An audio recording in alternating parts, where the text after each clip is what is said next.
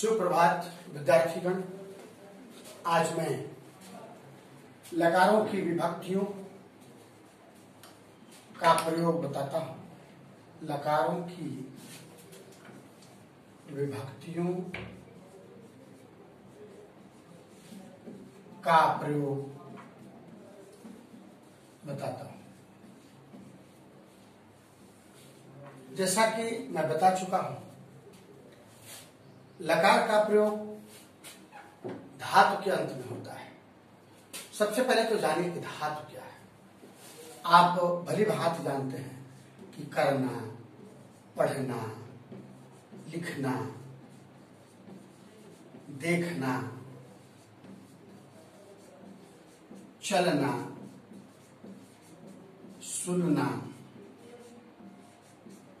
ऐसी क्रियाओं के प्रयोग को आपने बहुतायत देखा होगा। आप अपने जीवन में भी हमेशा आप अध्ययन के काल में आपने किया होगा। अब यह जो अंत में ना है, इन ना को अगर काट दिया जाए, हटा दिया जाए, तो अब जो शेष बच गए कर, पढ़, लिख, देख, चल और सुन, यही आपका हुआ धातु। अर्थात समझने के ख्याल से, जानने के ख्याल से हम ऐसा कह सकते हैं अपने शब्दों में कि जब क्रियाओं के अंत में ना लगा होता है, इन ना को हटा देने के बाद जो शेष रह जाता है वही है धातु। अब इसको संस्कृत में अभी का करना है तो कर, इसको लिखेंगे क्री, पठ, पढ़ना का पठ, लिखना का लिख, देखना का दृश्य, जिनके रूप चलते हैं पश्य, चलना का चल, सुनना का सुन। विद्यार्थी ध्यान देना यह है कि आप देख रहे हैं कि पठ, लिख, दृश्य, चल जैसे धातु के अंत वाले अक्षर में हलंत का प्रयोग हुआ है। जब हम इन धातुओं का प्रयोग करते हैं तो यह हलंत स्वतः हटा दिए जाते हैं, हट जाता है। अब हम आपको लिए चलते हैं लकारों की विभक्तियों का प्रयोग। ये धातु है और धातुओं का प्रयोग कैसे होता है, लकारों में कैसे हम नियोजित करते हैं, कैसे लगाते हैं, इसका हम विधि तरीका बता रहे हैं। सबसे पहले जो लकारों का पहला जो भेद है वह है लट लकार। जैसा कि मैं बता चुका हूं कि यह लट लकार वर्तमान काल के अर्थ में होता है। इसकी पहचान मैंने बताया था कि आखिर कैसे हम पहचाने कि वर्तमान काल का वाक्य है, लट लकार का वाक्य है। तो इसके लिए मैंने बताया था कि वाक्य छोटा हो या बड़ा हो, अंत में ह अवश्य दिखाई पड़ता है, यही इसकी पहचान है। ये लट लकार होगा। अब देखें, सबसे पहले तो हम लिए चलते हैं आपको वचन में, एक वचन, द्विवचन और बहुवचन।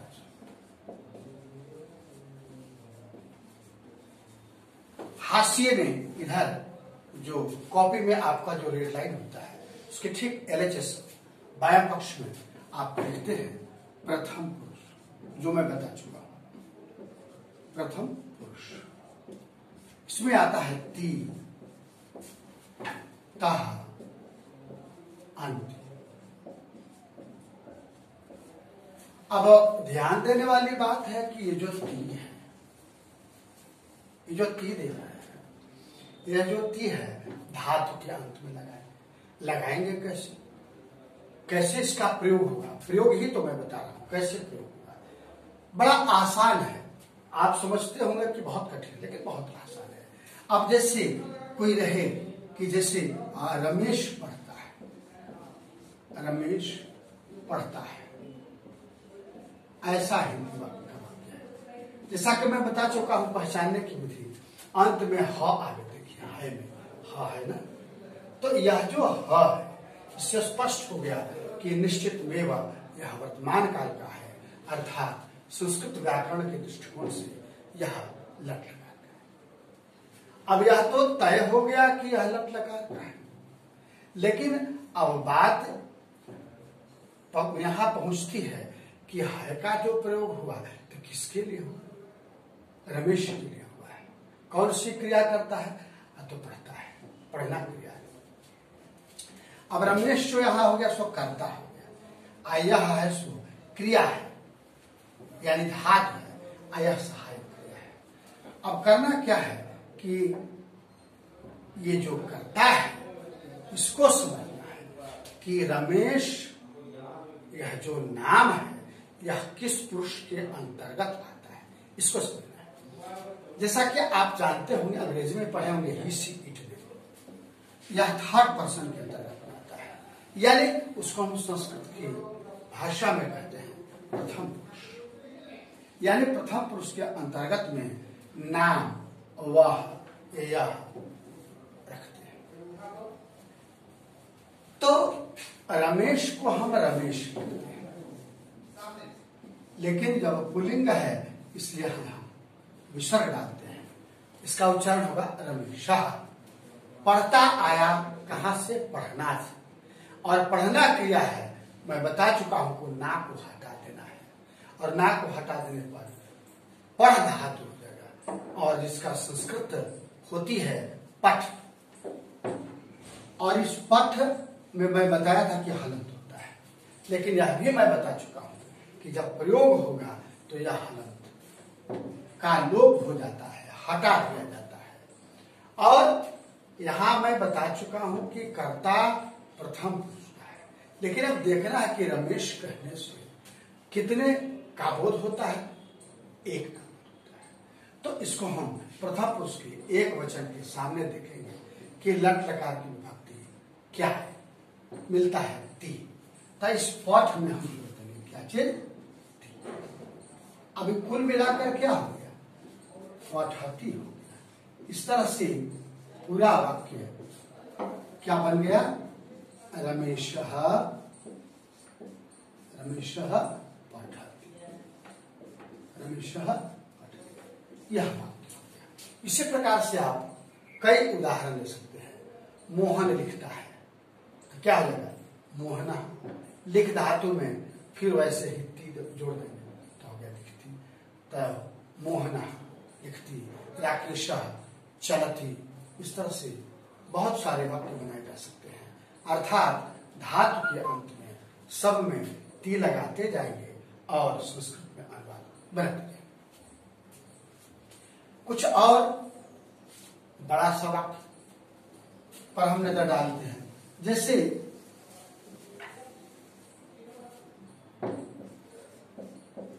मोहन आम खाता है, ऐसा अंत में आपको सहायक क्रिया के रूप में मिल रहा है। यह भी निश्चित में वर्तमान काल का है, यानी लट लकार का। अब देखिए, यह तो तय हो गया कि लट लकार का है। अब इसके कर्ता को हम देखेंगे कि क्या है। तो मोहन नाम है। अभी जैसा अभी बताया हूं कि जो नाम होता है वह प्रथम पुरुष में रखा जाता है, और यह जो मोहन है, मोहन कहने से किसी एक आदमी का बोध होता है, अर्थात मोहन एक वचन है, और इसकी क्रिया है खाता। खाता आया कहां से? खाना से। अब संस्कृत में अनुवाद कैसे बनाएंगे? सबसे पहले कर्ता को बनाएंगे। यह पुल्लिंग है इसलिए लिखेंगे मोहन। और आम, आम नपुंसक।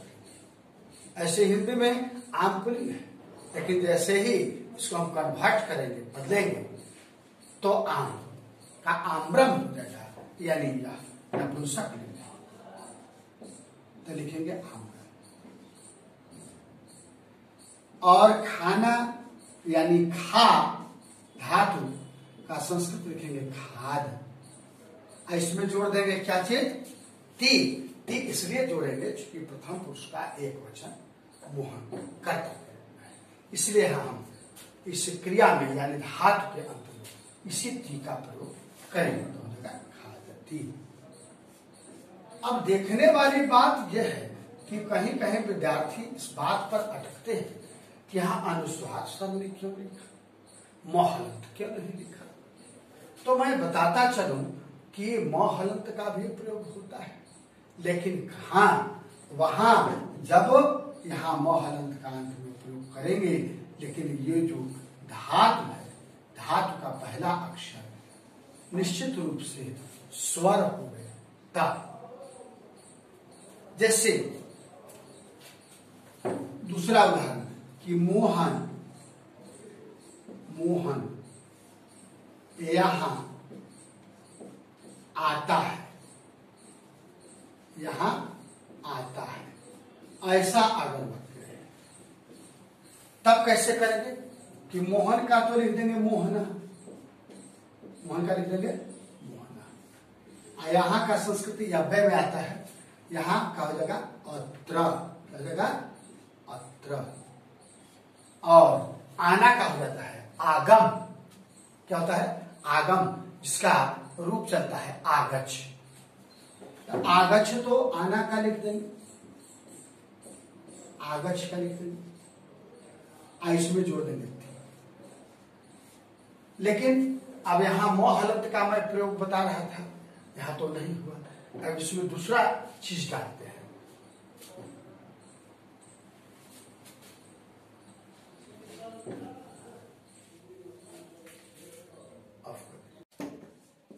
एक मोर देखते हैं,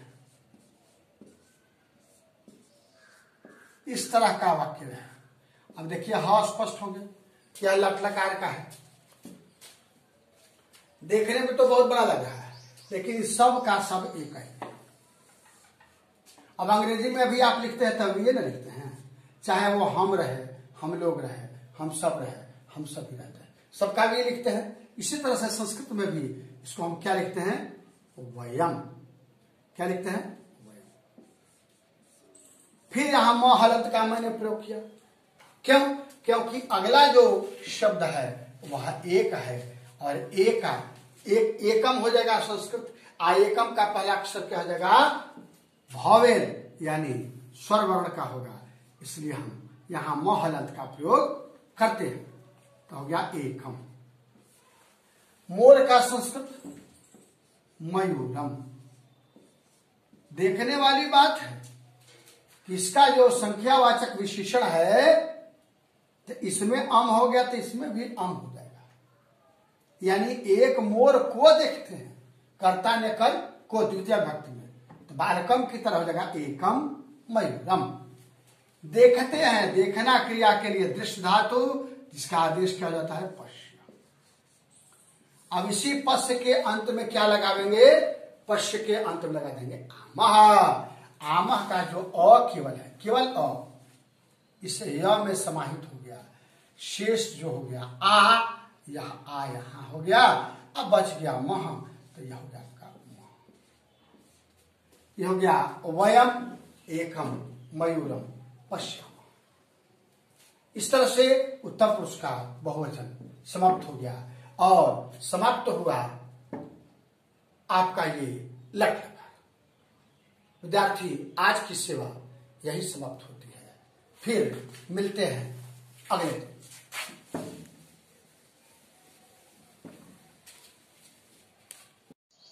मां हलंत की बात चल रही थी, इसका उदाहरण एग्जाम्पल देने के लिए मैं बता रहा हूं कि हिंदी का वाक्य है मोहन आम लाता है। इस तरह का अगर वाक्य हिंदी का वाक्य हो तो इसको कैसे बनाएंगे? इसके लिए क्या करेंगे कि यहां लिखेंगे मोहना, मोहना, और आम का हो जाएगा नपुंसक लिंग होने के कारण आम्रम। देखिए यहां म हलंत हुआ, क्यों म हलंत हुआ यही मैं बताना चाहता था। चूंकि लाना क्रिया से लाता हुआ है, और यहां लाना के लिए आन धातु है, तो यहां हो जाएगा आनय, इसमें जोड़ देंगे टी तो क्या हो जाएगा आनयति, आनयति।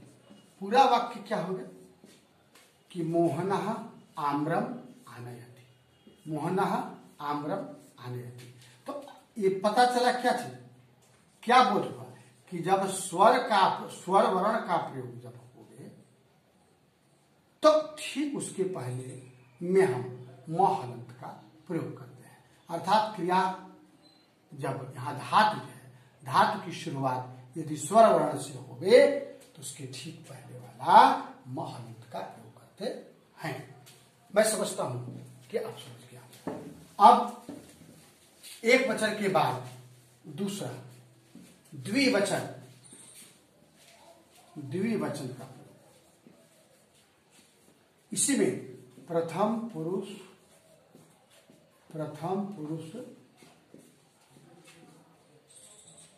के द्विवचन में क्या होता है, उसमें था ती, इसमें क्या हो जाएगा तह, इसमें क्या हो जाएगा तह। अब देखिए तह का प्रयोग कैसे होगा। तह का प्रयोग प्रथम पुरुष में, जैसे वे दोनों वहां पढ़ते हैं,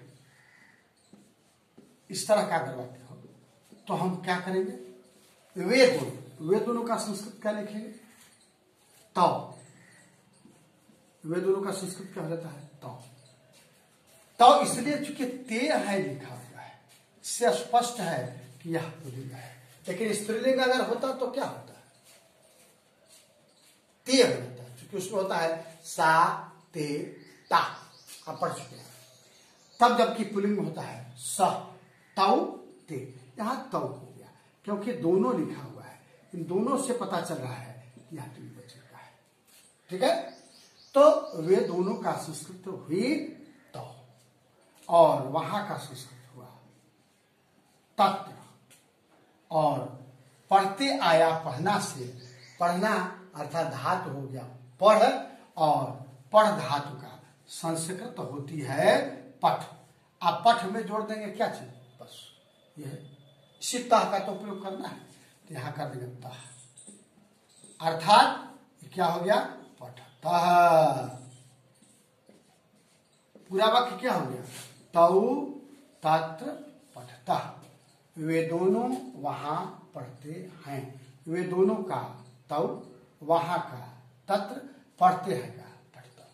ठीक है, और दूसरा उदाहरण देखते हैं, अगर कोई नाम से हो जाए तो, जैसे राहुल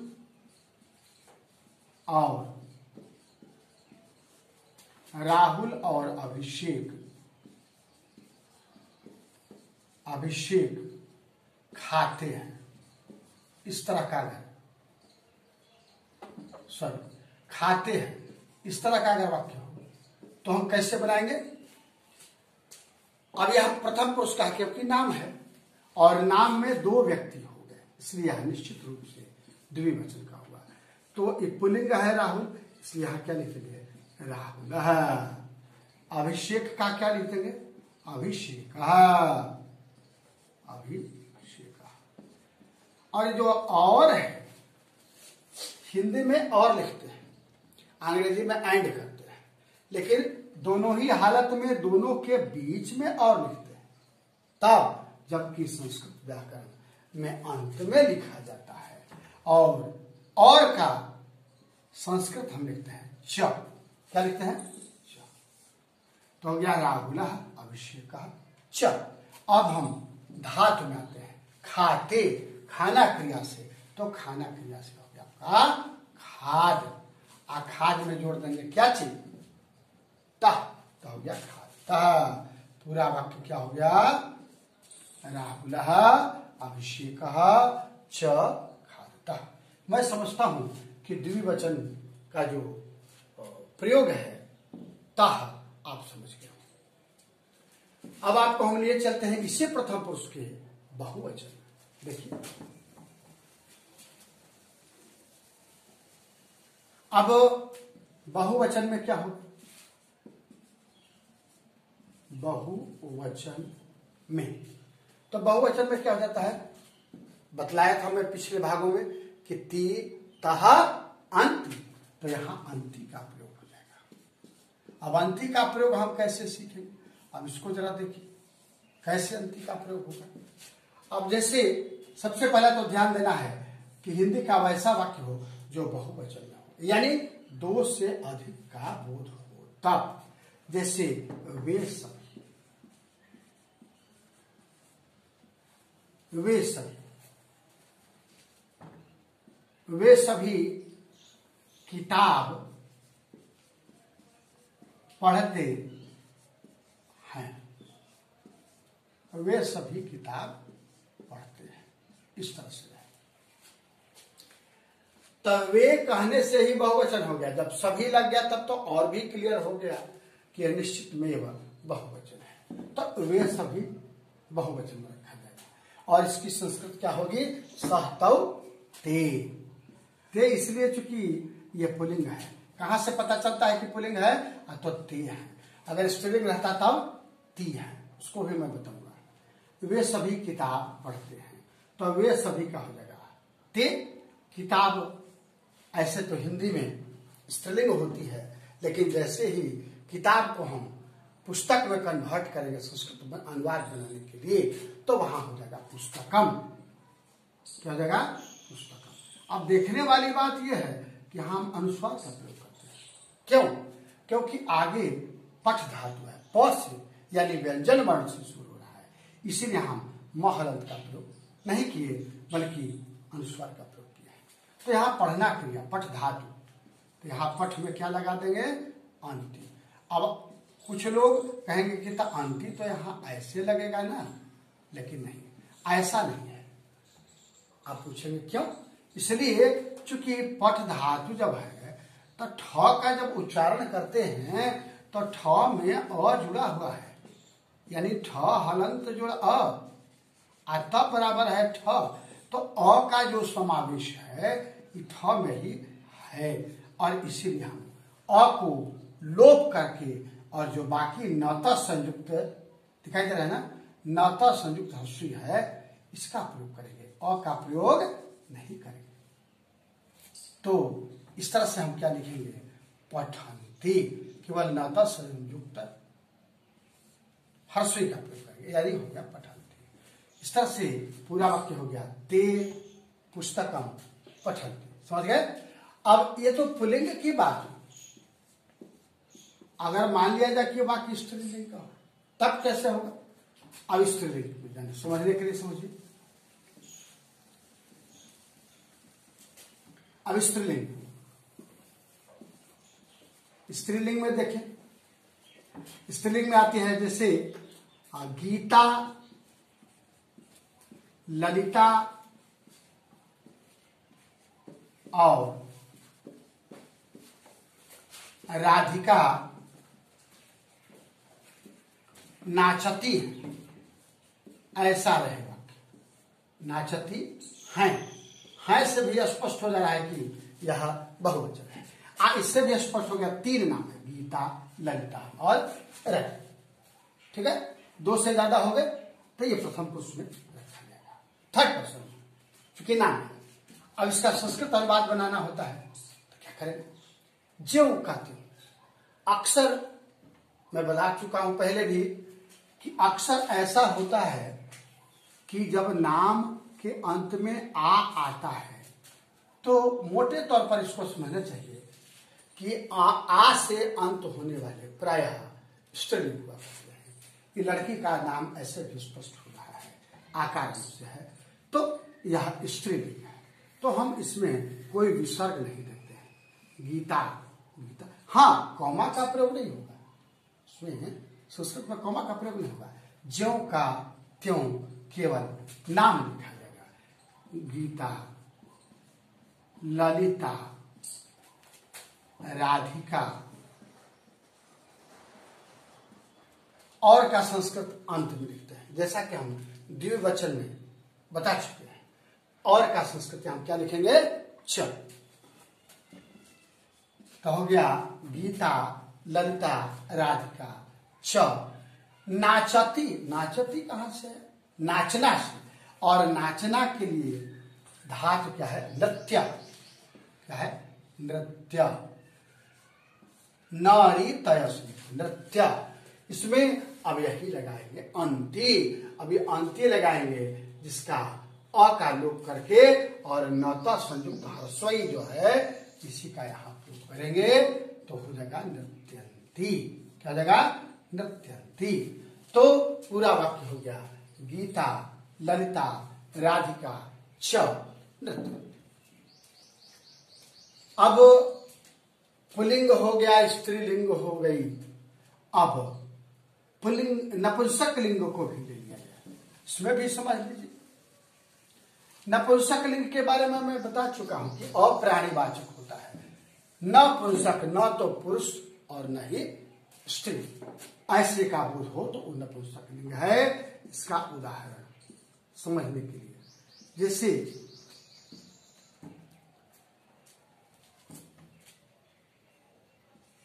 वे सभी आम गिरते हैं, वे सभी आम गिरते हैं, ऐसा। अब इसको अनुवाद करने के लिए क्या करें? वही बात है। अब वे सभी का चेंज कर देंगे। क्यों? क्योंकि नपुंसक लिंग है। पुल्लिंग में था क्या चीज? ती। स्त्रीलिंग में क्या था? ता।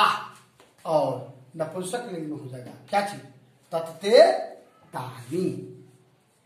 क्या हो जाएगा? तानी। तत्ते तानी। तानी हो गया नपुंसक लिंग में, जिसकी हिंदी हो गई वे सभी। इसमें कई होते हैं, वे सभी, वे सब, वे लोग।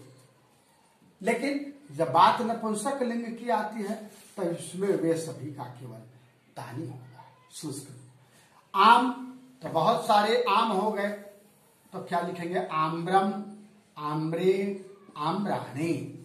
बहुवचन में भी इसको कर देंगे, ये बहुवचन है तो इसको भी हम बहुवचन कर देंगे। तो तानी आम्राणी। गिरते आया गिरना से, और गिरना की धातु संस्कृत में होती है प और त, पत।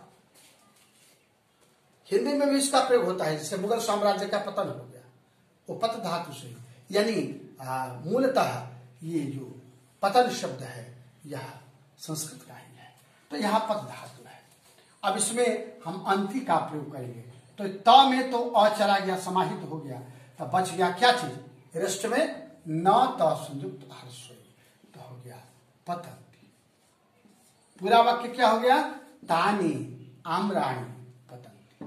ध्यान रहे कि वाक्य के अंत में पूर्ण विराम का होना आवश्यक है, नहीं तो यह भी वाक्य अशुद्धि के दायरे में आ जाएगा।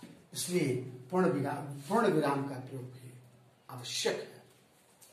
अब प्रथम पुरुष की समाप्ति होती है। अब हम लिए चलते हैं आपको मध्यम पुरुष में। देखिए, मध्यम पुरुष में ऑडियंस, श्रोता, सुनने वाला आता है। यहां लिखेंगे मध्यम पुरुष। क्या लिखेंगे? मध्यम पुरुष। तो मध्यम पुरुष का एक वचन, मध्यम पुरुष का एक वचन। अब मध्यम पुरुष के एक वचन में क्या होता है? कौन सी विभक्ति आती है? याद है? नहीं ना? उसमें आता है सी। क्या आता है? अब सी का प्रयोग हम लोग सीखेंगे। तो मध्यम पुरुष के एक वचन में सी आता है।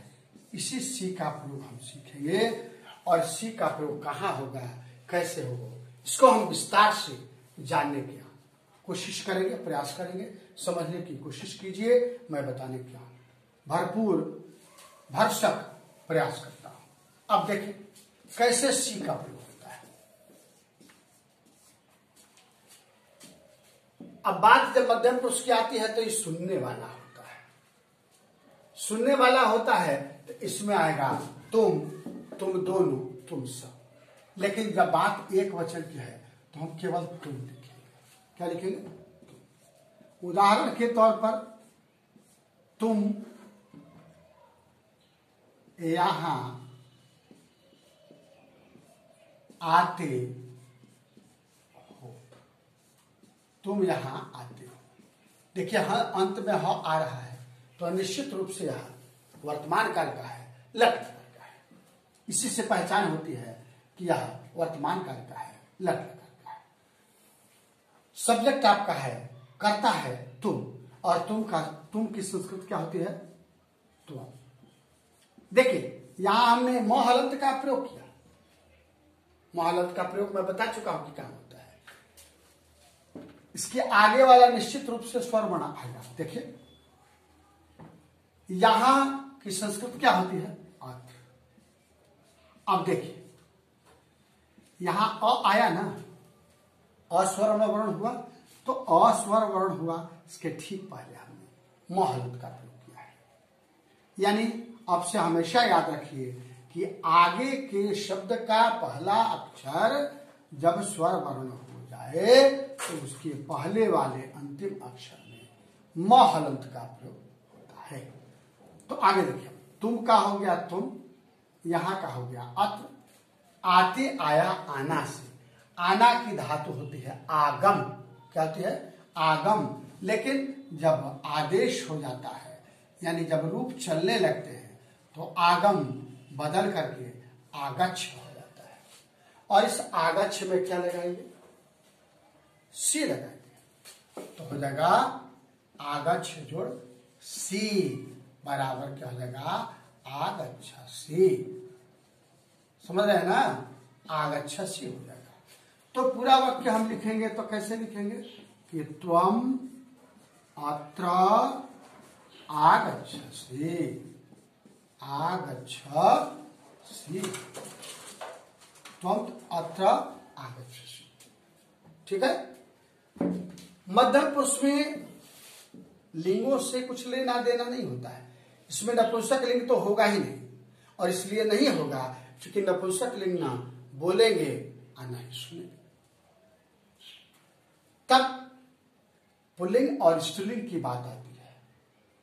ये रहेगा, पुल्लिंग रहेगा और स्त्रीलिंग रहेगा। अब यहां स्त्रीलिंग का उदाहरण लेते हैं कि तुम यहां आती हो, इसको को बना दीजिए, आती हो कर। अब संस्कृत में नो चेंज, ज्यों का त्यों रहेगा। क्यों? क्योंकि केवल स्त्रीलिंग पुल्लिंग का प्रयोग में परिवर्तन हुआ है, लेकिन संस्कृत जब बनाने लगेंगे तो इसमें ऐसा कुछ नहीं, वही होगा अनुवाद। संस्कृत में अनुवाद त्वम अत्र आगच्छसि ही होगा, उसमें कोई बदलाव नहीं होगा। अच्छा, अब मध्यम पुरुष के द्विवचन में लिए चलते हैं। द्विवचन में क्या होता है? चेंज हो जाएगा। इसमें क्या हो जाएगा? था। उस दिन में बताया था, आज भी मैं बता रहा हूं कि थ अक्षर के ऊपर शिरोरेखा नहीं दी जाती है। गलती से लोग इसको माथा बांधना कहते हैं, लेकिन मूलतः हम लोग क्या बताए थे? मैंने क्या बताया था आपको कि थ के ऊपर जो शिरोरेखा नहीं दिया जाता है, माथा बांधना को शिरोरेखा कहते हैं। थ यानी 4 अक्षर बताए थे, थ, ध, भ और संयोगी क्ष। इस पर शिरोरेखा नहीं दी जाती है। हाँ, तो ये कौन सी विभक्ति है? था। अब था का प्रयोग हम जानेंगे कि मध्यम पुरुष के द्विवचन में होता है था। अब इसी था का प्रयोग हम लोग सीखें। इसके लिए सीखने के लिए तो उदाहरण आवश्यक है। अब हम आपको मध्यम पुरुष के द्विवचन का ऐसा उदाहरण खोज करके टटोल करके लाते हैं। अब देखिए, तुम दोनों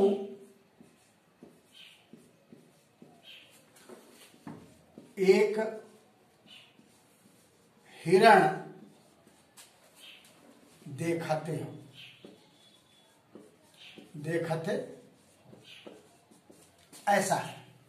तुम दोनों एक हिरण देखते हो, तो तुम दोनों की संस्कृत क्या होती है? युवाम होती है। क्या होती है? युवाम। ध्यान देने वाली बात है विद्यार्थी कि यहां भी म हलंत का प्रयोग हो गया। क्यों? क्योंकि आगे हम लिखने जा रहे हैं स्वर पर। एकम मृगम, एक की संस्कृत क्या हो गई? एकम। हिरण का क्या हो गया? मृगम। मृगम क्या हो गया? इसलिए हो गया, होना चाहिए था मृगा, है पुल्लिंग, मृगा होना चाहिए था। लेकिन यहां डिनोट करता है क्या चीज? एक हिरण को देखते हो, यहां को के अर्थ में है, इसलिए कर्ता नया कर्म को, यानी द्वितीय विभक्ति का प्रयोग हो जाएगा। जैसे बालकम, बालका बालको बालका, बालकम, उसी प्रकार से हो गया एकम मृगम, एक मृग को देखते हो। देखना के लिए दृश्य धातु, कौन सी धातु है? दृश्य। लेकिन जब आदेश हो जाता है, यानी जब प्रयोग करने लगते हैं, तो क्या हो जाता है? पश्य। क्या हो जाता है? पश्य। अब इसी पश्य को प्रयोग करते हुए हम क्या करते हैं कि पश्य लिख देते हैं, और तब विभक्ति को देखते हैं कि कौन सी विभक्ति का प्रयोग करना है? था। तो यहां हो गया था। अब पूरा वाक्य क्या हो गया? युवाम एकम मृगम पश्यथ। क्या हो गया? युवाम एकम मृगम पश्यथ। नहीं, यह हो गया आपका मध्यम पुरुष के द्विवचन का प्रयोग।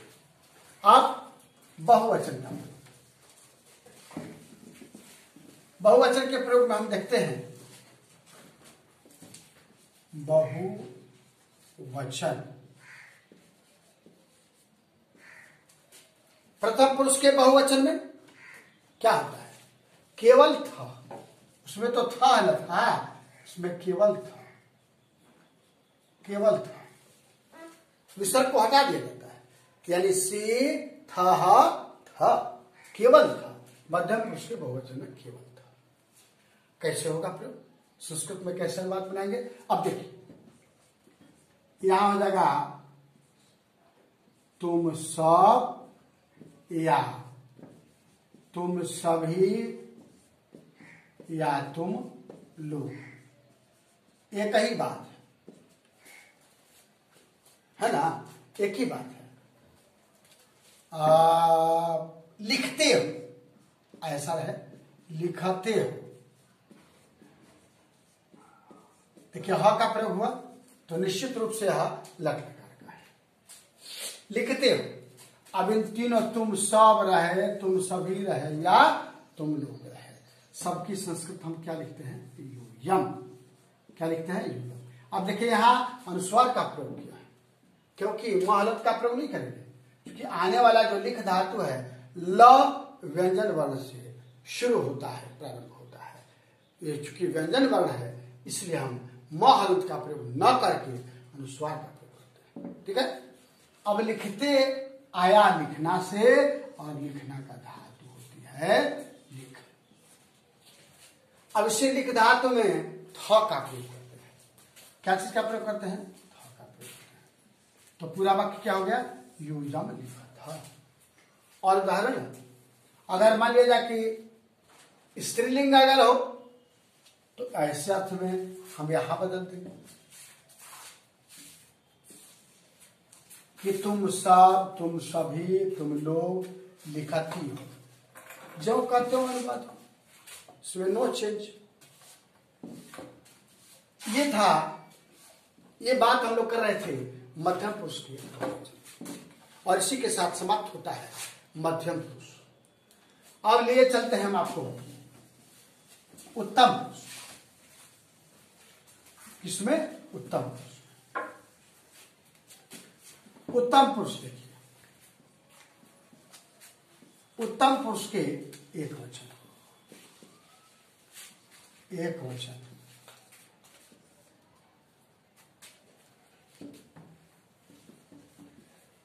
की विभक्ति क्या होती है पता है? नहीं ना? यदि पता भी है तो फिर भी ठीक है, उसको रिवीजन कर लीजिए। उत्तम पुरुष के एक वचन की विभक्ति होती है आमी। क्या होती है? आमी। अब इस आमी का प्रयोग हम वाक्य में कैसे करें? अब देखिए, उदाहरण के लिए अब उत्तम पुरुष है, अर्थात स्पीकर है, अर्थात वक्ता है बोलने वाला, बोलने वाली, बोलने वाले, यही उत्तम पुरुष में आता है। लेकिन जब एक वचन होगा तो बोलने वाला होगा, चाहे बोलने वाले हो। नपुंसकलिंग तो बोलता ही नहीं। तो हम केवल दो ही लिंगों में, पुल्लिंग और स्त्रीलिंग, दो ही लिंगों में उत्तम पुरुष के एक वचन का प्रयोग देखेंगे। जैसे मैं गीत गाता, हिंदी का ऐसा वाक्य है, मैं गीत गाता हूं। तब मैं की संस्कृत क्या होती है? अहम। मैं की संस्कृत होती है अहम। सॉरी, गीता लिखा गया, गीत। तो यहां क्या करेंगे? गीतम। क्या लिखेंगे? गीतम। गाता आया गाना से, और गाना का लिखते हैं गई धातु। कौन धातु है? गई। लेकिन हो जाता है गाय, जो प्रयोग करते हैं तो क्या हो जाता है? गाय। य का आगमन हो जाता है, तो गा आय हो गया। इसमें जोड़ेंगे क्या चीज? आमी। अब ये अ का जो प्रयोग है अ य में समाहित हो गया, बच गया ये आकार। इस आकार को यहां ले लेते हैं। कहा लेते हैं? य के तुरंत बाद। अब बच गया म हर्स्व ई, तो ये हो गया आपका म हर्स्व ई। तो पूरा वाक्य क्या हो गया विद्यार्थी? अहम गीतम गाया। इसी को अगर स्त्रीलिंग में, ये तो पुल्लिंग की बात हो गई, क्या चीज हो गई? पुल्लिंग की बात। अगर स्त्रीलिंग में अगर बात करें तो इस तरह से दूसरा वाक्य बनेंगे कि मैं गीत नहीं गाती हूं, नहीं गाती हूं। चेंज कहा हुआ? कहा परिवर्तन हुआ? गाती। यहां था गाता, यहां हो गया गाती। चेंज नहीं हुआ। लेकिन संस्कृत के अनुवाद में कोई चेंज नहीं होगा, ज्यों का त्यों, मैं का अहम का अहम। फिर देखिए गीता लिखा गया है, सॉरी गीतम। नहीं का क्या हो जाएगा? न। गाती, गई धातु से गाय हो गया। इसमें जोड़ देंगे क्या चीज? आमी। तो ये आकार को ले लेते हैं यहां, ये वाला आकार। तो आकार हो गया देखिए तो पुल्लिंग और स्त्रीलिंग दोनों में जो प्रयोग हुआ कोई चेंज हुआ नहीं ना। दो अर्थात कहने का मतलब कि पुल्लिंग और स्त्रीलिंग दोनों के अनुवाद एक तरह ही होते हैं, उत्तम पुरुष के एक वचन में, द्विवचन में और बहुवचन में। अब उत्तम पुरुष के द्विवचन का प्रयोग। द्विवचन, द्विवचन का प्रयोग देखिए, पुल्लिंग में ही देखिए।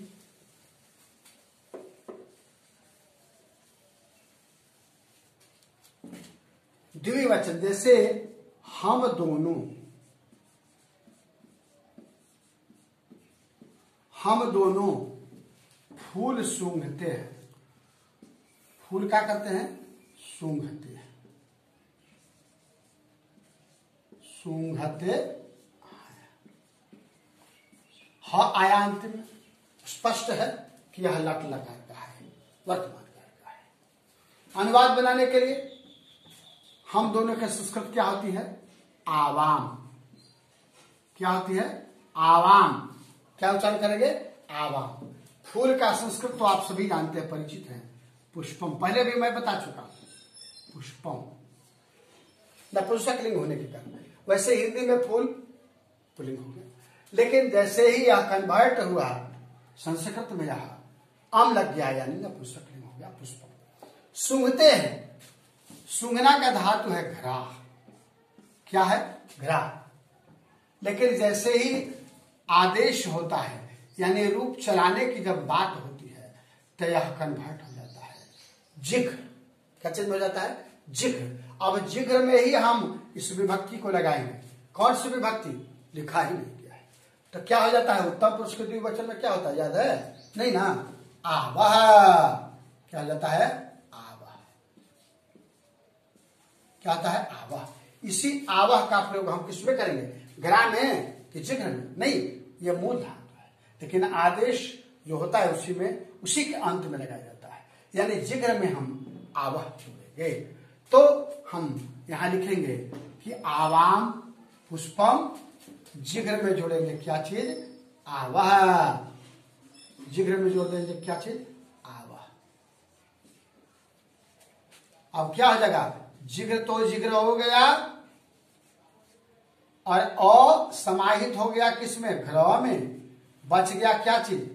ये जो आ है सो, तो आ को यहां डाल देते हैं, आई जो वह है वह लिख देते हैं।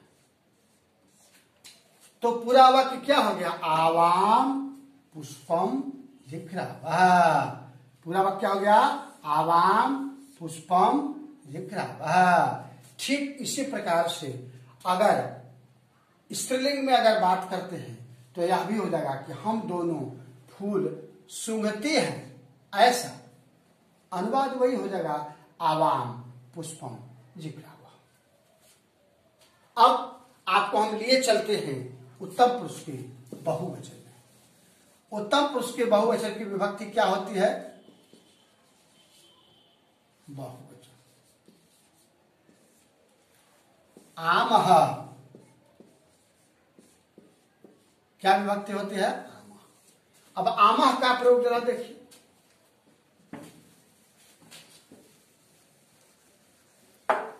आमः का, इसका हम उदाहरण लेंगे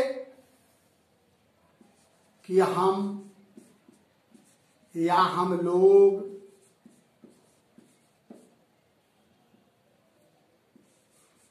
स्पष्ट नहीं था, हम लोग, हम सब या हम सभी।